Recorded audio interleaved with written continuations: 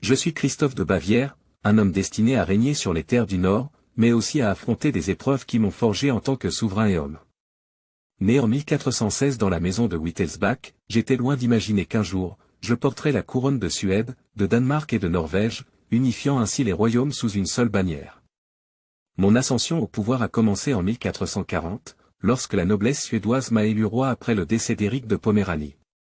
J'étais conscient que cette élection n'était pas uniquement le fruit de mon lignage, mais aussi un choix stratégique pour stabiliser une période marquée par des luttes internes et des conflits entre les factions. Mon règne s'étendait au-delà des frontières suédoises, en tant qu'élu roi du Danemark et de Norvège, j'incarnais l'union de Kalmar, unissant les trois royaumes scandinaves sous un seul sceptre. Les premières années de mon règne furent consacrées à rétablir l'ordre et à apaiser les tensions entre les différentes élites locales. L'équilibre était fragile, car chaque royaume avait ses propres traditions, ses lois et ses ambitions. Je devais agir en diplomate, en stratège et en arbitre. J'ai organisé des assemblées avec les nobles et les évêques pour entendre leurs revendications et tenter de trouver des compromis.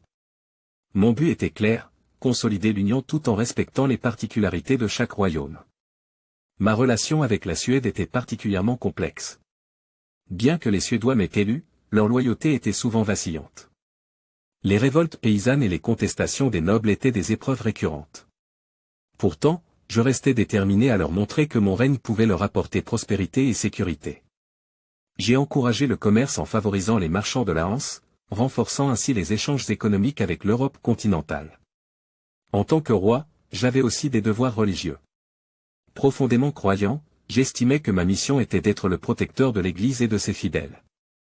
J'ai soutenu la construction et la rénovation d'églises, tout en encourageant l'enseignement religieux. Je voyais dans la foi un élément unificateur capable de transcender les différences culturelles et politiques.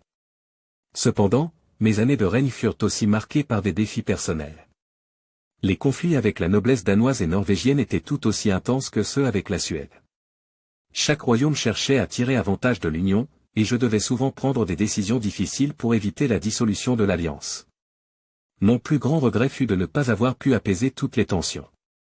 En 1448, mon règne prit fin avec ma mort soudaine. J'avais espéré laisser un héritage durable, mais je savais que l'union était toujours fragile.